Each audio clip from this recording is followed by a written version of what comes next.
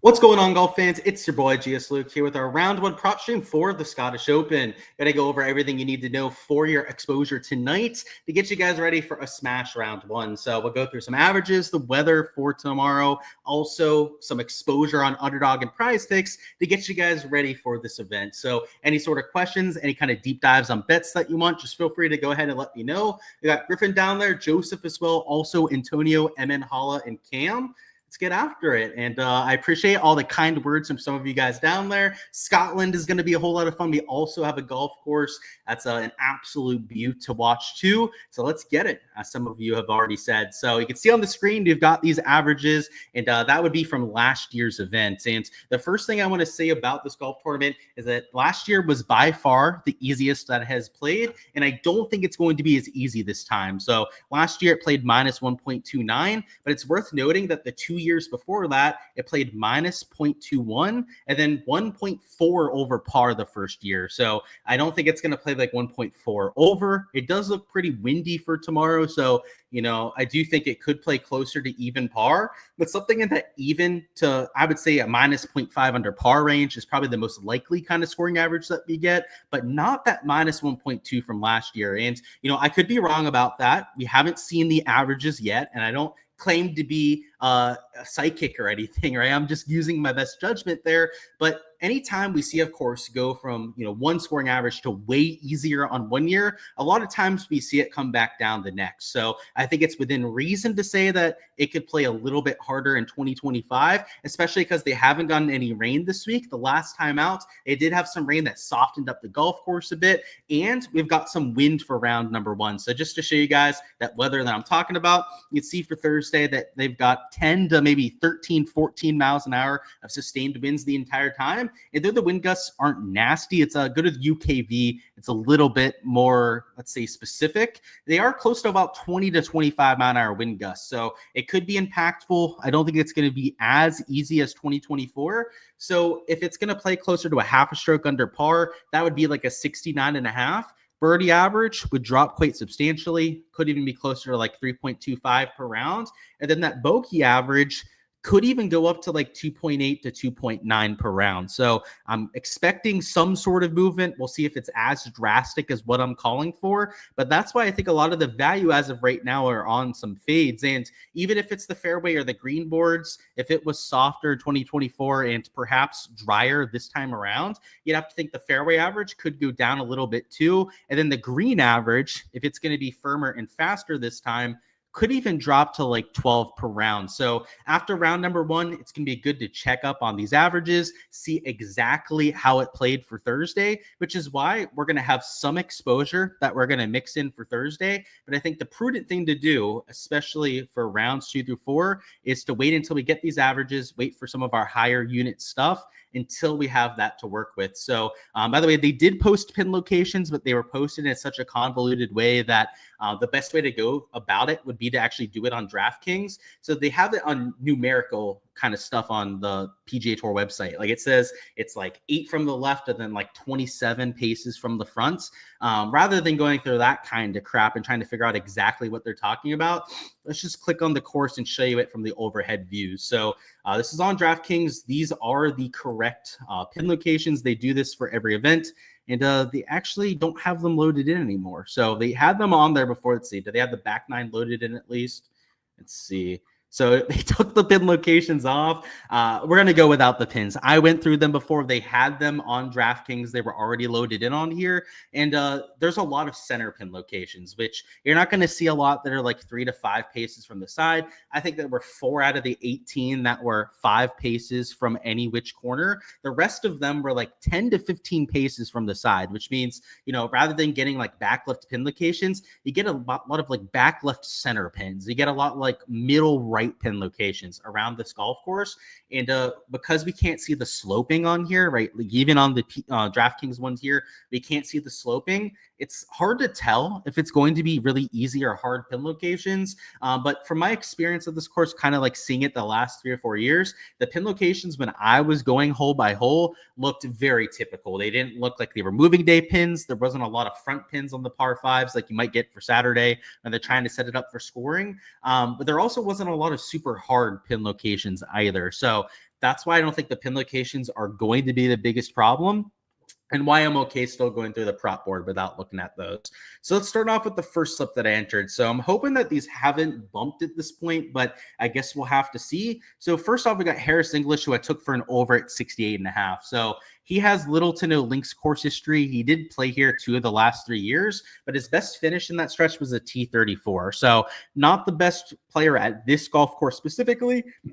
Excuse me there. And then when you take a look at his Open Championship history, he's played 9 Open Championships. He's only had 1 top 20 finish. And outside of that 1 top 20, his next best finish was like a T45. So you're talking about a player that does not play this style of golf well. And if I think the scoring average, right, to go back to that aspect, is going to be like minus 0.5, so like a 69.5, that means he's going to have to gain a stroke to a stroke and a half to the field to go under this kind of line. And if he's the kind of player that doesn't like the style of golf to begin with, it's a very strong field, right? It's not just the PGA Tour elite guys that are here, but also the elite of the DP World Tour. It's not going to be easy to gain 1.5 strokes. So he's minus 130 for the over on books. There is some slate plus EV value there. And then on the other side of it, I took this Mav McNeely over on strokes. So he's at 68.5 as well. Unfortunately, that one did end up bumping. So there's obviously going to be some lines on here that move a bit. You can still enter it for about a 2.4x payout. But if there's another sport that you like, or maybe another player that you want to fade on the board that makes sense, you might want to do that instead too, because I got a 2.7x payout. It is down to 2.4x now, which is quite a substantial change from one slip to the next. So I would say if you have another prop that you're already eyeing on the board, the best thing to do would probably just pair it up with Harris English. But you could also make it a 3-man slip. Like, let's say that you have a positive stance play that you were eyeing. If you took these two and then added that on top of it, you could get close to a 5.5 to 6x payout for a 3-leg card too. And that could be an even better way to go about entering a slip. But either way, these are the two that we had from the Bet the Number article. If you guys haven't already subscribed to the newsletter on Bet the Number, so you guys can catch all those articles as they go live, even though the Patreon page is where I post all my exposure first, if you're on the Bet the Number article, followed me on X/Twitter, whatever the case may be, and caught it live, you would have also gone the slip before any sort of movement. So as always, make sure to follow over there because there's a lot of value to be had. And then on Prize Picks, they do have slightly different props. And one that really stuck out to me was this Taylor Pendrith over on bogeys. And maybe this is something that you could enter with Harris English. I know it'd only be 2.5x over here, or perhaps you can mix it in with another sport. But the average for bogeys last year, this is one of my favorite props on the board, it was 2.6 per round. And that was with easier conditions than what I think we're going to get. And Taylor Pendrith, he's number 111 on the PGA Tour at bogey avoidance. That's for 2025. He's much worse than your average PGA Tour player. We're at a golf course, by the way. He's never played here before. He's also never played an Open Championship before. So he doesn't have any experience professionally in playing in link style golf. So he has, he's not very familiar at all with this kind of setup. He's already a worse than average bogey avoider. And by the way, he's had a really good season this year. So the fact that he's number 111 bogey avoidance shows you that even when he's playing well, he still tends to make a whole bunch of bogeys. And then now we're getting him at a golf course that could be very uncomfortable. So at 2.5, I think that he should be at 3, maybe even juice towards 3 quite significantly with a multiplier. But on Prize Picks, we can get that with a 50-50. And I'm going to leave, actually, yeah, I'll give you guys what I ended up mixing that in with, at least hopefully if they didn't rip that one off the board. Let's see, is he still on here? I think they ripped off the pairing I took, or no, they didn't. They still have it on there at the very top. This under on Aaron Rai matchup. Now, Aaron Rai's had a really crappy year. In fact, Aaron Rai, if you take a look at his birdie percentage, he's like number 84 on tour, I believe, and birdie or better percentage, which is just about the PGA Tour average. Year before that, he was a little bit better, but even then, he's like a top 50 birdie maker when he's playing his best golf. And I'm talking about like when he wins the Wyndham Championship, when he was like top 10ing, top 20ing every single week, he's like the number 50 birdie maker on tour on that kind of season. This year, though, he's been losing strokes on approach. He's been losing strokes putting lately. He's, like I said, number 84 on the PGA Tour. On the flip side, this is a birdie or better matchup between these two.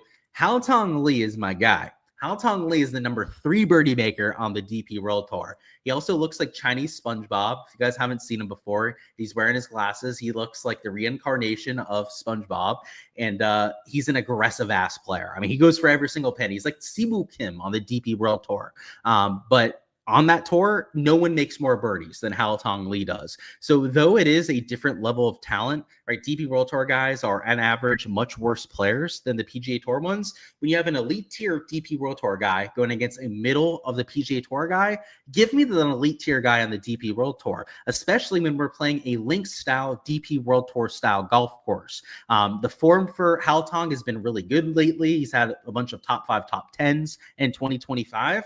Meanwhile, Aaron Rai has done like nothing this year. I mean, he's been a complete afterthought pretty much all of the season. So, and by the way, the thing that really makes this something I wanted to enter is like, I think in a vacuum, a 50-50 matchup, you might even want to take the Haotong side, is this isn't a 50-50 matchup. This is a 0.5 birdie or better matchup. That means that Haotong, when he starts, is going to have 0.5 more than Aaron Rai. And that if they end up tying, let's say that both get to 4 birdies, which is a pretty likely outcome, I would say, then we're going to hit the under on this sort of a birdie or better matchup. And when you match those two up together, you get a full 3x payout. So that was an exact slip that I entered on Prize Picks. I wanted to add in a second slip because I know we did have the bump on Mav over there, which is a little bit disappointing. They're going to move lines that are good, right? Especially because Mav was minus 135 odds. So he was getting close to that plus EV mark, which is normally when sites like Underdog, Prize Picks start to bump props by 0.5 or with a multiplier like you see right there. But because I wanted to give you guys something to tail for yourself that you can enter as of us doing this live stream, decided to add that one in there as well. But for everything that I'm entering for round number 1, that of course can be found on the Patreon page, which I think the prudent move at this point, these are a few different things that I'm mixing in for now, is to wait until we see the golf course because, I'm going to stay up tonight. I want to watch the first couple hours of play before I go to bed and then wake up probably closer to like 9-10 when the actual broadcast starts. But for the first few hours, I'm going to see how play is happening and how scoring is coming in because maybe there's some massive value that we can take for the PM guys. And I'm not sure if the lines makers for Underdog and Prize Picks plan on staying up the entire night. And the last few years we've done this. It's worked out to our advantage quite well. They have not stayed up, right, to account for that stuff, right? They've gone to bed, you can tell, because they weren't adjusting the lines as the scoring was drastically different. In the case last year, it was way easier than what they were accounting for. So we stayed up last year. Round number 1, we smacked a whole bunch of unders on strokes and overs on birdies for the PM guys. It ended up getting cashed out that way. So, if you're a sweaty tryhard, staying up, watching the golf tonight, right, it could be one to smack it to the books if they're asleep at the wheel. Now, Underdog, Prize Picks, maybe one of the 2 line makers ends up staying up and adjusting for that live. If they don't, stay on top of that kind of stuff because for these DP World Tour events where the time zones are different, PGA Tour stuff, when it's during the day, right, those kind of guys, even if they're not sitting at the board, right, getting ready to move stuff, they can hop on their computer rather quickly to adjust for it. If they're sleeping soundly through the night, right, not knowing what's going on, they don't have that same kind of liberty. So take advantage of these situations whenever you can. And it's not even just those sites like FanDuel, DraftKings, some of those other sites out there too. Some of them don't even, and I guess it depends on the site. Some of them have bigger teams than the others where you have people on call pretty much all the time. But you can tell that some of these like slower budget, smaller sites don't have that staff on call 24/7 and can get caught with their pants down at times if they're not careful about it. So check out the Patreon page for all of that potential exposure that we're adding on top of that. And let's see if there's any specific bets that we need to deep dive here together. And then after that, we're going to talk through some matchups and whatnot. So let me actually bring up the matchup tab so I don't forget to go through those because we've got 3 balls, which is my favorite format to bet for the matchups. And then I also bet a head-to-head on Hard Rock Bet as well that we can talk through.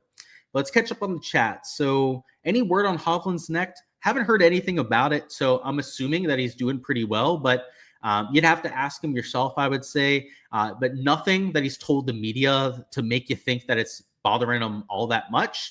The biggest advantage for this course is long, driving it straight, right. And you said, do I like the long hitters this week?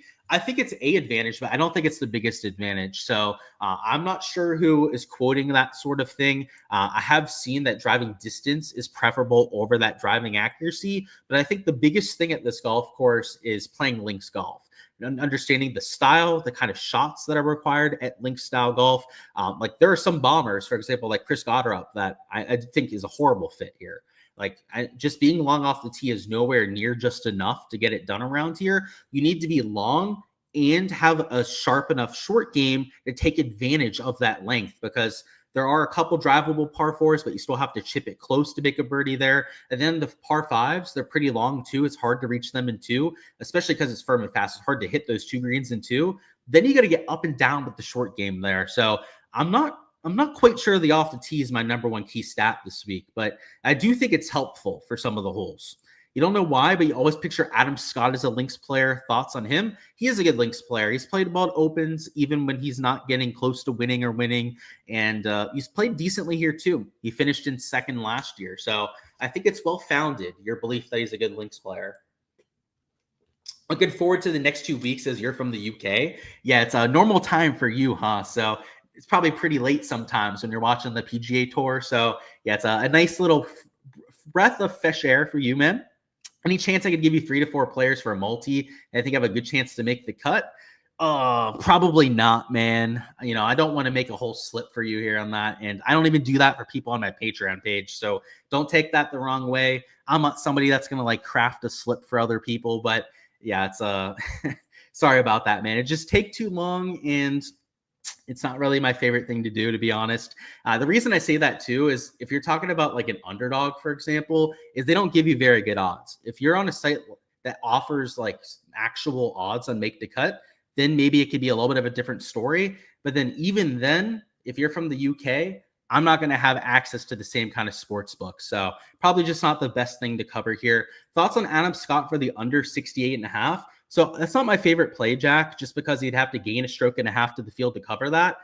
If he was at 69 strokes, I would highly consider it, though, because he's got elite course history. He's been playing well recently. He's gaining with the ball striking. U.S. Open was in contention. This golf course suits his game a lot better than Oakmont did. So I like that for him, but I think the line is too aggressive. Like 68.5, that's the same line as guys like Victor Hovland. That's the same line as guys like Justin Thomas, who are, you know, markedly better players than Adam Scott at this stage of his career. But like if you had given me him 0.5 higher at that 69 stroke mark, then I think there could be a really good argument for taking that sort of prop. So I'm personally staying away from that. And the other aspect of it too is if I think it's going to play harder this year, which I think is a pretty reasonable assumption with it not being as soft, then that would make it tougher for me to play an under, because the whole board in general is set up for the scoring averages from last year, which I just think are a little bit too optimistic. The Chinese SpongeBob, yeah, man, I'm telling you, if you look them up, it's uncanny how much they look alike. Thoughts on Braceface? He's been playing well. I bet him outright this week, so I'm extremely bullish on his chances, Antonio. I got him at 40-1, and I'm playing him as chalk in DFS, which could blow up in my face. I don't love Braceface, as we affectionately call him here on the channel, of course, for his personality concerns. But I think on paper, it's why I bet him. It's why I'm playing him despite the ownership. It makes too much sense for me to pass it up. He's a great links player. He's a really good putter on fescue, and that's been his problem lately, which is crazy to say because he's one of the best putters in the world. His ball striking, though, has been outrageously good for the last month. So my thought process is you give me an outrageously good ball striker the last month, you put him overseas where he's from on his best type of grass, a golf course, by the way, where he averages well over a stroke gains per round on the greens. Like, it just feels like too good to be true at that point, right? You're like, oh, wow, ball striking it gets to go back to his home course. We'll see. We'll see if it works out for Braceface. All good. Appreciate the work as always, of course. And yeah, like if you want to throw, by the way, Salva, maybe the better way to do this is you could give me some players you were thinking for a made cut parlay, and I can let you know like some that make sense.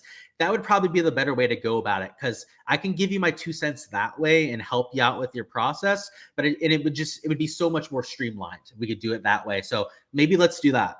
-18 won this last year. Do I think it'll be that low? I do not. And you said the weather was actually good last year. Yeah, it was. It rained the week before, so that added some softness to it. And then on top of that, there wasn't nearly as much wind. So I would say winning score probably like -14, -15 is what I would guess. So I think somebody's still going to score and tear up the turf off this golf course. Maybe a Scotty, maybe a Rory, hopefully a Matt Fitzpatrick or a Colin Morikawa. But I wouldn't say that it's going to play that -18. Let's see what's going on. PZ, does Ryan Fox stay hot? He was decent in 2023. I mean, he's an elite tier DP World Tour guy, so he likes this style golf course. I mean, he played well at this golf course before it became a PGA Tour event. So I think there's a chance he stays hot. I hope he does, especially because I'm playing him in some of my lineups. But what I'll say about Foxy is that he is a little bit volatile. So when he doesn't have his fastball, it's usually a missed cut for him. So I'm playing him in large field GPPs. I'm taking on that risk because I'm okay with that risk in that kind of contest. But it's so top heavy when you have to have a top 5, top 10 to get any of the ROI out of that DFS contest. I love guys like Ryan Fox because that hit or miss aspect is actually advantageous. Like, we don't want guys that when they play their best golf, it's like a T11. Like, they hardly get to the optimal, if at all, even getting to the optimal lineup. Ryan Fox, if he's in contention, you're going to have him this week. That's what I like about him. So I like him in those kind of contests the most. Thoughts on Jordan Smith? Do I give these DP World Tour guys the advantage? Not the advantage, but I give them a chance. And I'll add on top of that in a second. He said they're used to the times and the conditions. Yeah, I think that like the home course advantage, that aspect, I'll give them the leg up over the PGA Tour players, but they're lower tier players in general. So I would say that your informed DP World Tour guys, your link specialist from the DP World Tour are worth some extra attention. But let's use the DFS example as like the way that we're framing this here. In DFS, if they're getting steam, let's say that they're like 5 to 10% owned. So they're from the DP World Tour. They're a lower tier player. They're playing really good golf though, and they're getting the ownership. I don't love those players. The reason for that is that they're lower tier guys. So if they're getting the steam, if you've got to play them in 10 to 20% to get leverage, like that just feels sketchy. On the flip side though, let's say that there's somebody that's 1 to 2% owned. They've got decent course history, or they've got really good form from the DP World Tour. Give me those guys in large field GPPs that I can play in 5 to 7% of my lineups and get that leverage. So I think it, like a Jordan Smith, for example, he's priced up because of how he's played. He's getting some ownership because he's one of the best DP World Tour players that we see every week there.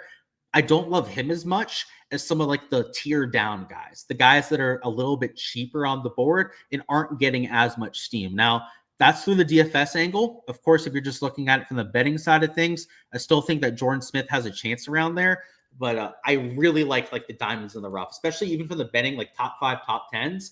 There's a few guys like Nakajima at the top 10 this week. Callum Smith, for example, he's a Scotsman that's coming in with pretty good form. There's a lot of those players that I think really set up well here. What's going on? Last one standing. He said glad you got here for the live show. Glad to have you too. Any thoughts on Sadier? So yeah, Sadier won a couple weeks ago. He beat my guy Kuvra in the last group, who Kuvra won a few weeks before that. So it's okay that you let the other Frenchman win, I guess. But Sadier is kind of just a guy to me. And when he won on the DP World Tour, he had played like 300 something events without winning over there. So if you go, let's say, a whole decade without winning on the DP World Tour, then you're probably not that good. And I'm not saying that as a diss. I'm saying that just as a realist on a guy like Sadier. He's probably just a guy. So I'm staying away from him personally. I would rather have like the young guys that have shown promise in like a 3 to 6 month sample size than somebody where it took like 15 years to get that breakthrough win. So yeah, he's a kind of a guy who's been around for a while and has lost his card a few times as well. So great story that he won, but not the kind of guy that I think you want to have in DFS. Any rivals on Underdog I'm liking? So yeah, I looked at the board. I didn't like anything that I saw though. So to answer your question, no, nothing that really stood out. The one thing I will say is that this first one here, this Rye versus Connors, I almost wanted to take Aaron Rye because if you guys don't remember, Corey Connors had to withdraw from a golf tournament because he hurt his wrist. He hurt it during the event, had to withdraw. Then the week after, he had to withdraw as well because he wasn't healthy enough to play. But it's been like 3 weeks, almost 4 weeks since that happened. So if Corey Connors is more healthy, this is a fair head-to-head. But if Corey Connors is still injured and hasn't practiced over the last few weeks, then you can make an argument that Aaron Rai would make sense for that. But because we don't have that information, because I was trying to do some deep diving, by the way, to see what I could figure out about Corey Connors, couldn't find any definitive information on what he's been doing for the last month. So I'm personally going to stay away from that one. But yeah, the rest of them were pretty close to 50-50s for me. The 4 names that you had to make the cut were Fleetwood, McIntyre, Hall, and McCarthy. The American odds is plus 300. Oh, plus 300 on 4 guys to make the cut. Yeah, so the one that kind of irks me out of those 4 would be Harry Hall. Harry Hall has good course history, but it's kind of like a DP World Tour guy with good course history. It's not always the signature level fields that Harry Hall is playing in. In fact, he's mostly been playing in alternate field events this year, so you've got to take that with a grain of salt. And he's quote unquote a good links player, but he hasn't played links style golf. Like I saw a few people saying that he's been good on links style courses, but he has no Open Championship record. He's hardly played on the DP World Tour. He played a couple times over the last year or so. I would say I like the other, like McIntyre, Fleetwood, especially. Like I think those are good core plays to build around. I'm okay with Denny too. He's maybe not my favorite play to make the cut this week. But the first 2, Fleetwood, McIntyre, with their course history, their form, how they play at link-style golf courses, no pushback on those 2. You've got each ways on Morikawa, Hovland, Fitz, Bridgman, Lawrence, and Peterson, and Kuvra. I like that, by the way. I like a lot of those players you have there. I'm not on every single one of those myself, but I'm on, let's see, 1, 2, 3, 4, 5. I'm on 6 of those players that you pointed out. And even the ones that I'm not quote unquote on, a Bridgman and a Nearguard Peterson, I don't think that they're the worst plays I've seen either. You said, nope, appreciate the candor, of course. And yeah, I think he's great to see, great story and whatnot, but probably not somebody you want to play this week. And yeah, let's get it, Timothy. So let's go through this match, a couple matchups I was looking at. So I'm mostly looking at some long shots on some DP World Tour guys that I think are being a little bit disrespected. So one was Guido. I got slightly better odds than that, but we'll circle back to the explanation and the odds in just a little bit. But let me see if I can find the other ones that I mixed in too. It's going to be interesting to see if we can find this. Callum Hill was one I took, kind of fading the Corey Connors thing, which I know we already mentioned, but another market that you could fade Corey Connors if he's not 100% would be, of course, on a 3-ball matchup. Let's see. Kuvra plus 300, but he's against O'Bear and Morikawa. So I love Kuvra, but I'm not sure if I have the balls to take him against that kind of a star group. And it's crazy that he's only plus 300, right? I mean, you'd expect him to maybe plus 400 against those kind of players, but that shows you the kind of respect that he's getting. I believe it was this Bradbury, right? Let me double check. I think it was those 3 that ended up taking. There was 4 or 5 I was looking at, and I wasn't 100% sure which ones that I cut off. So yeah, it was the Bradbury one was one that I cut off that I didn't end up playing. Well, we can throw it in here in the shopping cart at least, and I can tell you why I was thinking about playing that one before. And then the last one was Novak. And yeah, Novak, I also got it at a slightly better number. So I got plus 220 on Bradbury. So this plus 230 on DraftKings is actually even better. So we'll definitely keep that one in the shopping cart. The Callum Hill, what did I get on him? I got Callum Hill at plus 225, so that's also a slightly better number.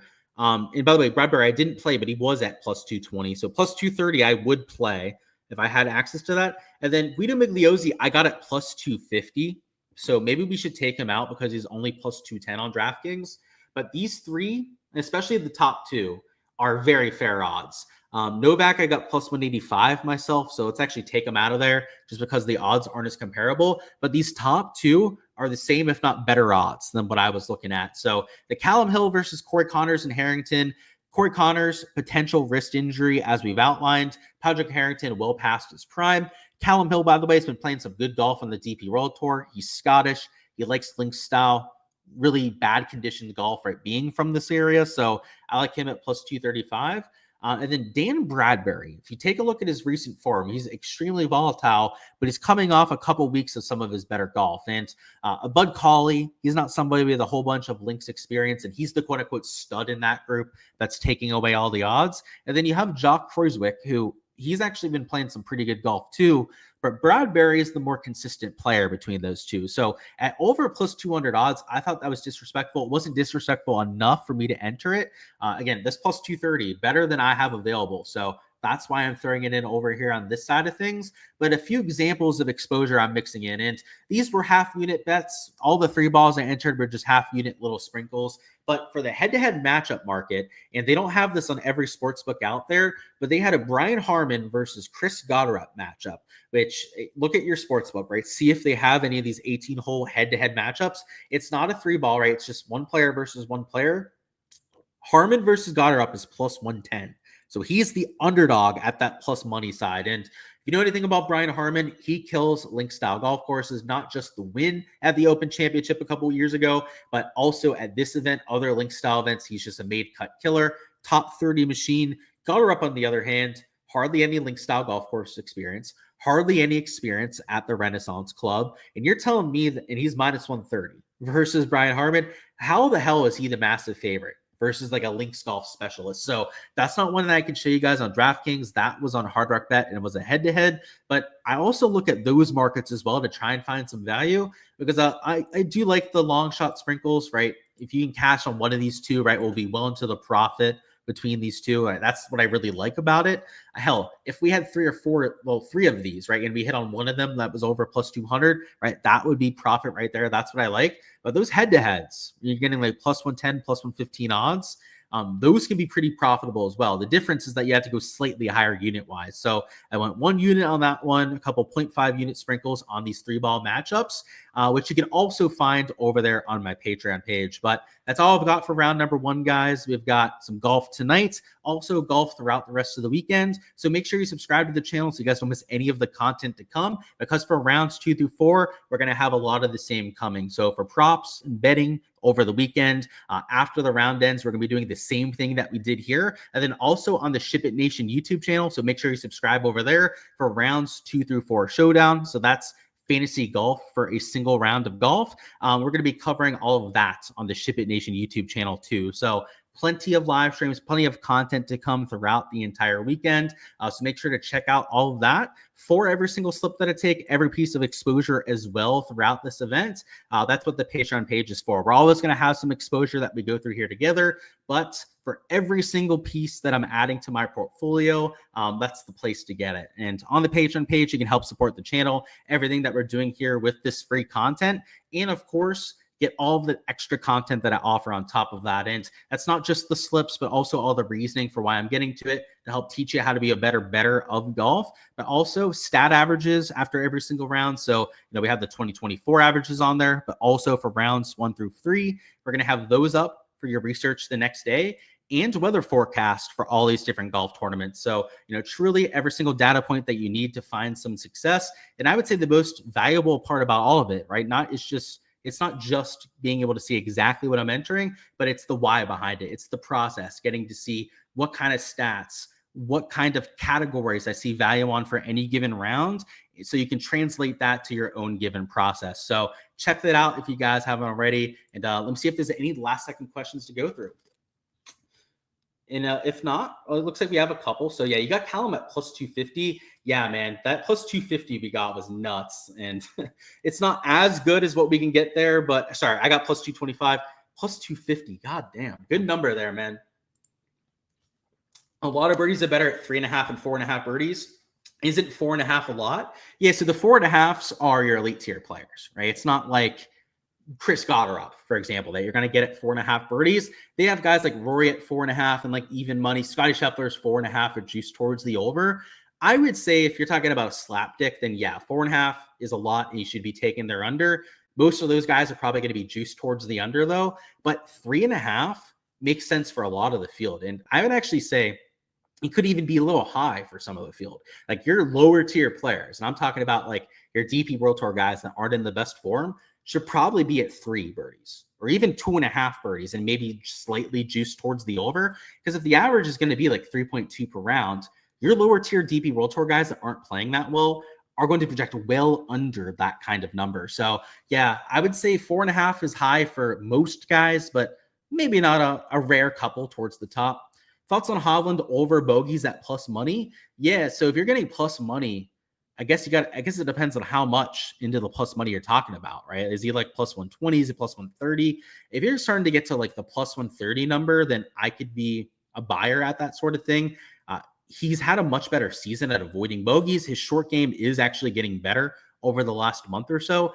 To start this year, it was horrendous. He was like free money for betting overs on bogeys for the first month or so. But he split from his old coach, right? He left Joe Mayo or whatever and has started to do his own thing, which at first didn't work, but now it is starting to come around. So yeah, if you're getting enough plus money though, I could get onto that, but it depends on the exact number. You learn a bunch every time you watch my vids. Mahalo. Hey, I appreciate you too.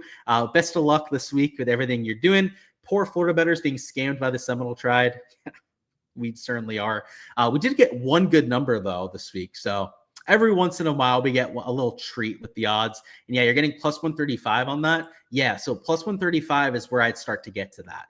Because like that means he's what, minus 155, minus 160 towards the other side, which I just don't agree with. Like I think he is probably slightly more favored to go under than over, but it's not getting close to like 60% implied odds with that kind of thing. So yeah, that kind of plus money, not against that at all. And he said thoughts on Riley for the over 69.5. So yeah, I think the scoring average is going to be like 69.5. That's close to a coin flip for me because, and I'll explain why. Scoring average 69.5. Davis Riley on the PGA Tour is like an average, maybe slightly below average player, but this isn't a PGA Tour field. This is a combined PGA DP World Tour field.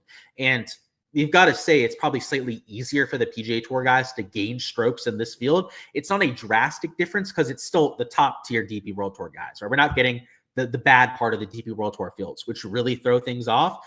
But even with that, even with it being the top level of those fields, it's still easier to gain strokes this week than it is for Davis Riley, let's say at a signature field event. So I grade out guys like Riley, and this is just how I do things. There's no perfect science to this because it's really difficult to account for those changing of fields, but I have him as like an average player this week.